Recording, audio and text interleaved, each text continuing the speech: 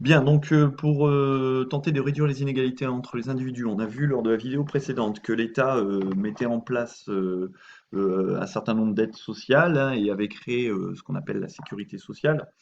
Pour, toujours pour aller dans le même sens, l'État met aussi en place des services publics, hein, d'où leur nom d'ailleurs, qui sont pour tous et qui sont payés par tous, par le biais évidemment des différents impôts. C'est ce qu'on appelle les services régaliens, c'est-à-dire les services qui dépendent de l'État, à savoir la défense du territoire, donc autrement dit l'armée, la diplomatie, donc les relations étrangères, la police, donc le ministère de l'Intérieur, et puis il y a aussi des services non régaliens, comme l'éducation, la santé, les transports. Et en fournissant ces services qui sont dans l'ensemble peu chers, vous voyez, l'école, vos parents doivent acheter quelques fournitures, mais globalement c'est gratuit. Eh bien, l'État continue à réduire les inégalités sociales, puisque ces services sont fournis, quel que soit l'endroit où on se trouve dans le territoire. Enfin, normalement. Même si on a vu que certains services publics tendent à disparaître, hein. On peut penser à la fermeture d'hôpitaux, la fermeture d'écoles, ce que dénonçait Gauvin-Serre, rappelez-vous, dans l'étude de cas sur la Creuse. Mais l'État ne suffit pas, hein, et parfois ce sont des organisations non gouvernementales, des ONG et des associations caritatives qui vont être obligées de prendre le relais et d'être actives. On peut penser par exemple à Emmaüs pour la collecte de vêtements, par exemple, les Restos du Cœur, fondés par Coluche en 1985, à l'origine pour durer un an et qui depuis bah, dure toujours, hein, avec le spectacle des Enfoirés à la télé pour collecter de l'argent. Et donc ces ONG viennent au soutien pour apporter de l'aide aux plus démunis. Alors l'État, il va tenter de réduire les inégalités entre les territoires. Alors on a des territoires qui sont plus ou moins riches en France, hein. On l'a vu hein, précédemment, hein, les territoires présentent donc de grandes inégalités dans tous les domaines.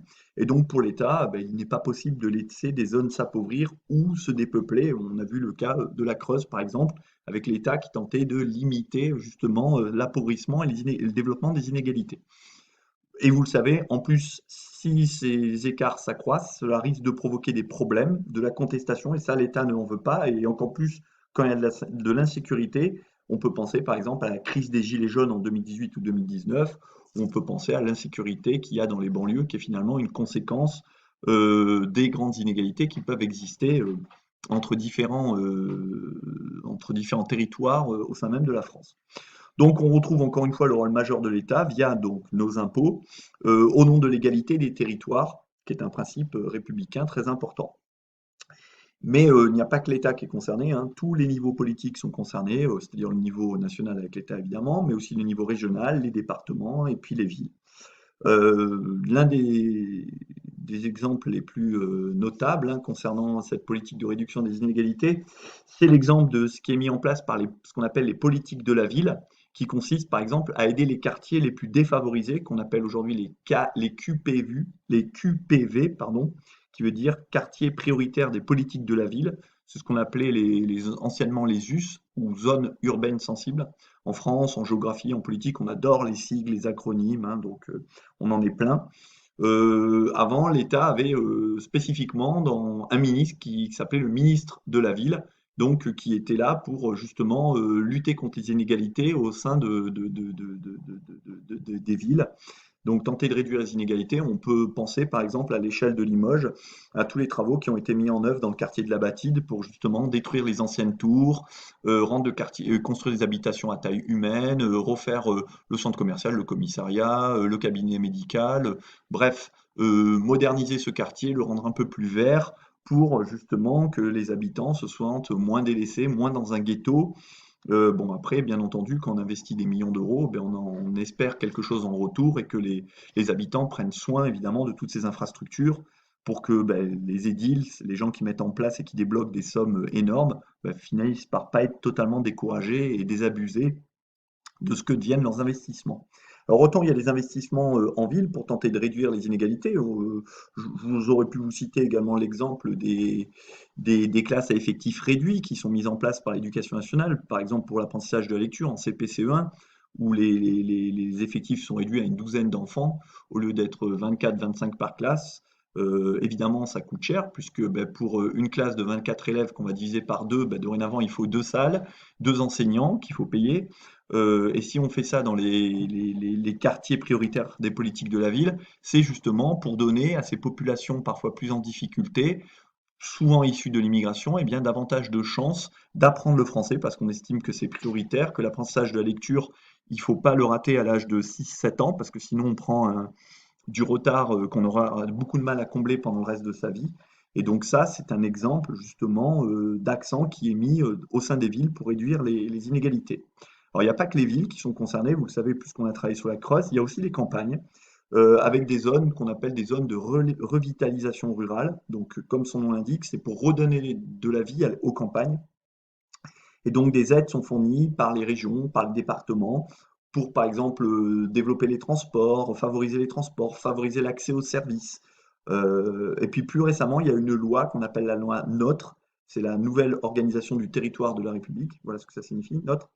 Elle renforce le pouvoir des régions, notamment en matière de développement durable. Vous savez, un développement qui ne va pas nuire aux générations futures, tout en profitant aux générations actuelles. Autre acteur, en dehors de l'État, là, pour le développement des campagnes, on trouve beaucoup le rôle de l'Union européenne. C'est une institution qui a pour but de lutter contre l'inégalité territoriale. Et là, par contre, c'est au sein de l'Union européenne. Elle ne veut pas laisser des territoires s'appauvrir à côté de territoires qui s'enrichiraient. Donc, il y a des fonds européens qui sont débloqués, on l'oublie souvent, comme le Fonds européen de développement régional, qu'on appelle le FEDER ou FEDER, qui a pour vocation de renforcer la cohésion économique et sociale dans l'Union européenne, c'est-à-dire faire en sorte que tous les territoires se développent et qu'il y ait une forme d'homogénéité en corrigeant justement les déséquilibres entre ces régions. Il existe d'autres fonds européens, comme le Fonds européen agricole pour le développement rural. Là, c'est le FIDER ou FEADER.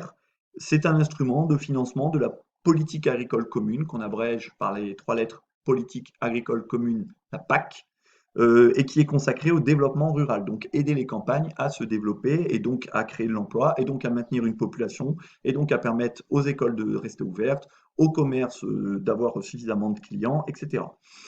L'Union européenne aide également beaucoup certains territoires qu'on oublie souvent, qui sont mis en évidence en bas à gauche de la carte de la métropole, ici. C'est ce qu'on appelle les DROM, les départements et régions d'outre-mer, Guyane, Guadeloupe, Martinique, Réunion et Mayotte, les 5 départements et régions d'outre-mer. Et là, l'Union européenne a débloqué un peu plus de 4 milliards d'euros entre 2014 et 2020. Donc ça fait près de 750 millions d'euros par an pour justement favoriser ces territoires ultramarins qu'on appelle dans le jargon européen des territoires ultrapériphériques. Cependant, bon, des difficultés persistent, hein, les collectivités territoriales, comme les départements, les régions, les mairies, contestent régulièrement le désengagement de l'État, c'est-à-dire que l'État, en gros, se désengage, s'en lave les mains et dit: «Bon, écoutez, débrouillez-vous, hein, les régions, les départements, pour tenter de rendre cohérent votre territoire». Et l'un des exemples les plus notables, eh bien, ça a été l'arrêt de la taxe d'habitation pour les communes. Donc dorénavant, ça fait plaisir à vos parents et à moi-même, on ne paye plus de taxe d'habitation, qui était une taxe liée à nos logements. Mais cette taxe d'habitation allait aux collectivités locales, et notamment aux mairies. Donc c'est une source de financement qui va manquer pour pouvoir ensuite développer le territoire.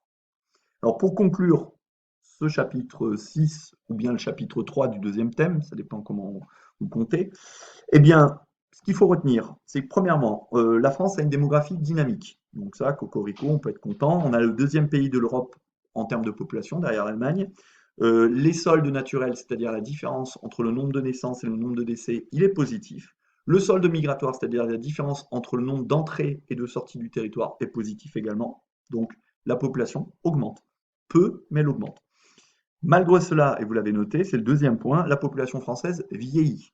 L'espérance de vie augmente, bon, même si là, elle a pris un petit coup avec le Covid, hein, et parallèlement, il y a ce qu'on appelle une baisse de la fécondité. Les femmes françaises font de moins en moins d'enfants.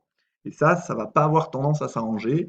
Et même les femmes, entre guillemets, migrantes qui arrivent de pays où la fécondité est plus élevée, au bout d'une ou deux générations, leurs enfants, leurs petits-enfants, c'est fini. Ils prennent le rythme, ils sont assimilés, ils prennent le rythme du taux de fécondité du pays d'accueil. Et enfin, dernier point, eh bien, il existe d'importantes inégalités socio-économiques, notamment entre les territoires et entre les personnes, et on a vu que l'État eh bien, essaye d'agir pour réduire ces inégalités socio-économiques. Sur ce, c'est terminé la géographie. Je vous souhaite une bonne journée. Sayonara les secondes et à la prochaine.